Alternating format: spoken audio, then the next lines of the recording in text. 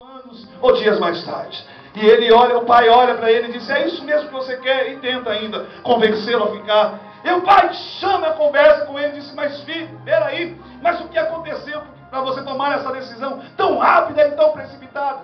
Será que nós deixamos a desejar em algum aspecto da sua vida? Será que eu fiz algo maior para o seu irmão e para você eu não fiz? Se abre comigo, me diz. E o filho disse: não, pai, o Senhor não fez nada, simplesmente é uma decisão que eu tomei, eu quero que o Senhor me respeite.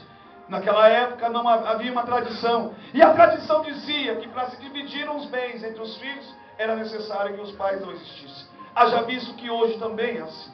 Qual é a família que divide os bens em ambas as partes com o pai vivo? Fale para mim. Só que naquela época a tradição era levada ao pé da letra, e o pai, conhecendo o sentimento daquele garoto, ele resolveu quebrar o protocolo.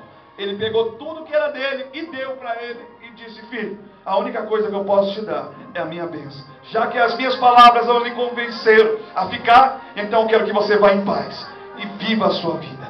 É claro, o pai disse isso das bocas para fora, porque aqui dentro havia um sentimento destruído, havia um coração rasgado pelas palavras que ele disse, porque o pai não queria que o filho fosse embora. Só que o desejo dele era ir, então o pai não podia fazer mais nada. E naquele momento, pastora, não havia ninguém que podia convencê-lo a ficar, porque a decisão já havia sido tomada. E ele não queria ficar mais, ele queria ir embora. E é exatamente isso que ele faz. Eu não sei se foi na hora, eu só sei que ele ajunta tudo que era dele, pega as suas roupas, pega a sua bagagem, pega aquilo que o pai lhe deu, as riquezas que ele lhe deu, coloca na carruagem e ele segue sentido aos seus subsídios, sabendo que horas ou dias mais tarde ele teria que arcar com as consequências das suas peripécias. Nessa ocasião, esse garoto tinha uma vida para dar tudo certo, porém ele começa fazendo tudo errado. Errado porque uma pessoa que tem agora uma boa condição social, que tinha condições de atrair amizades que pudessem dar a ele uma ajuda, um conselho, ele começa a atribuir amizades entre aspas, porque amigo não nos ajuda, só atrapalha. Amigo de verdade é aquele que está com você todos os dias, que acredita em você, que mesmo você fraquejando na sua fé, ele sabe que você dará uma volta por cima. Ele olha para você, ele te dá um conselho, ele pega pelos braços e diz: não, você está comigo. Este é o verdadeiro amigo. Amigo de churrasco é fácil, amigo de pizzaria é fácil, mas amigo é aquele que fala a verdade quando precisa ser dita. É aquele que olha para você e diz: você precisa tomar vergonha na cara e dar uma volta por cima e sair dessas condições que você está vivendo. Este é o verdadeiro amigo. Esse amigo, ele nos faz crescer, esse amigo nos faz sobressair, esse amigo nos dá coragem e nos dá motivação para continuar. Este amigo, irmãos, é o que nós estamos precisando nessa última geração que está nascendo agora. E ele começa a atrair amizades que conseguiram roubar dele. Primeiro, roubaram as suas riquezas. Um garoto que tinha uma boa condição social. E quem é que não quer ser amigo de alguém importante? Quem é que não quer se aproximar de alguém que tem uma boa condição social? Alguns se aproximam simplesmente para tirar o seu proveito. Arranca tudo que é dele, tira tudo e depois o abandona. É isso que acontece. Este é o sentido da vida. E ele consegue atrair as amizades que conseguiram destruir todas as suas riquezas, aquilo que o seu pai conquistou. Com tanto suor, ele conseguiu que os amigos o roubassem dele. E se não bastasse isso também, ele começa agora a perder a sua moral, porque ele se prostitui. Ele pega a sua vida e joga dentro de uma lata do lixo. A sua vida, ele perde a sua moral, perde o seu nome, e agora vive uma vida promíscua. Agora começa a viver com as meretrizes, destruindo o seu corpo, o seu organismo. Ele começa a se embebedar. Ele olha, ele não vê as circunstâncias que circulavam a sua vida. Ele não sabia daquilo que ele teria que arcar dias mais tarde. Ele não mediu as suas consequências, simplesmente ele resolveu viver a sua vida leviana ali, destruindo os seus sonhos, os seus projetos e jogando tudo para baixo. Tudo que daria certo na vida dele começou a dar errado. Aleluia. Eu abro um parênteses aqui agora para aplicar isso. Esse negócio é forte, João. Meu Deus. Eu costumo dizer que as decisões que tomamos na vida, ela nem sempre nos leva a caminho que queremos. Se iludirmos com as nossas próprias decisões, com as nossas próprias atitudes. Quantos jovens saíram da igreja? Quantos abandonaram a fé, querendo viver lá fora? Uma vida ilusória, Eu não tive a felicidade de nascer dentro de um berço evangélico. Eu sei que alguns aqui também não tiveram. Mas se você está aqui nessa noite, talvez você venha para essa reunião e dizendo: Deus, eu já estou cansado dessa minha vida. Eu tenho que me estabelecer, eu tenho que crescer. Por que é que o Senhor tem tantos para muitos e para mim não tem nada? Alguns jovens acabam destruindo a sua fé, se rendendo à sua fé, porque acredita nas manipulações de Satanás que joga na sua mente dizendo: olha, você nunca será ninguém, você nunca vai crescer, você nunca vai criar nada na sua vida, você nunca chegará a lugar algum.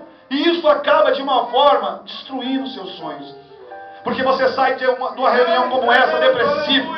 Você entra aqui e sai depressivo para sua casa, entra no seu quarto. Você não tem coragem de chorar aqui, mas quando chega lá, você começa a chorar, derramar suas lágrimas, você grita e parece que ninguém te escuta. Está aqui nessa reunião, estereoticamente falando, você está perfeito. Mas Deus sabe que precisa de uma reforma na sua vida. Deus precisa formular a sua vida hoje. Deus precisa pegar nos seus braços e dizer: olha, você pode chegar a qualquer lugar que você quiser. Tudo isso depende exclusivamente de você mesmo.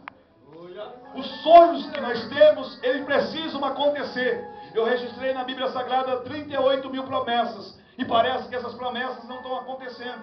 Parece que o nosso Jesus mudou. Parece que Ele não faz mais nada por nós. Parece que as coisas só acontecem na vida dos outros. Detalhe, você está aqui todos os dias e faz tudo certinho, tudo direito. Mas aonde é que estão as promessas? Cadê as portas abertas? Cadê que as coisas acontecem com tanta facilidade na nossa vida? Porque fazemos a obra. E é aqui que eu quero que você aprenda uma lição. A vida da gente é um círculo. Você hoje pode ser comparado como uma roda gigante. Quem está em cima é porque está vivendo a bênção da sua vida. Está enxergando os horizontes. Está vendo a vida com uma forma mais ampla. Mas a tristeza é saber daqueles que estão por baixo. Não estão enxergando mais nada. Não estão tendo forças. Estão ficando fracos. Estão sendo destruídos. Estão se sucumbindo diante das circunstâncias. Mas a bênção é saber, irmãos, que ela vai girar. Logo você estará por cima também. Ninguém vive só de bênção. A vida da gente é cheia de altos e baixos. E eu profetizo que o tempo da vitória está prestes a bater na sua porta. O tempo do milagre vai bater na sua porta hoje. Você acredita nisso? Joga a mão para cima e glorifique o nome de Jesus. Meu Deus, aleluia. A Bíblia diz que quando esse garoto gasta tudo que tem, aleluia, Deus sabe. e quando ele percebe, ele vê o círculo natural da existência dele, aquilo que cercava ele, estava acontecendo algo que ele não esperava. Uma crise naquele país estava destruindo todas as pessoas que moravam naquele lugar. Parece que há um paradoxo entre o filho pródigo e o seu pai. É claro que o pai, todas as vezes que dobrava o seu joelho para orar, dizia: Deus, me dê uma oportunidade. Porque eu não tenho notícia do meu filho, eu não consigo, ele não me manda um telegrama, não me manda uma carta, não escreve. Eu não sei onde ele está. Não sei se está vivo ou se está morto. Só sei que ele está perdido e parece que ele nunca será encontrado. E agora o pai, na madrugada da sua noite, preocupado com seu filho, ele entra dentro do seu quarto e lá está o seu irmão mais velho dormindo sobre aquela cama. E como qualquer pai faz isso nas madrugadas frias, ele vai no quarto do filho, cobre o seu filho, dá um beijo nele, dá uma boa noite para ele. Mas quando ele olha para o seu lado esquerdo e tem que ver a cama vazia, as lágrimas começam a descer. Ele senta na mesma cama do seu filho mais novo e começa a pensar no garoto que havia saído de dentro daquela casa há muitos anos. Ele começa a vislumbrar agora a história daquele garoto em forma de ilustração. O garoto que nasceu, que deu seus primeiros passos, que começou agora a falar as primeiras palavras, dizendo papai, mamãe. E o seu crescimento, ele vai olhando a criança que estava crescendo, que agora já não estava mais ali. E a noite vai ficando cada vez mais longa, a ponto dele não ter vontade de dormir.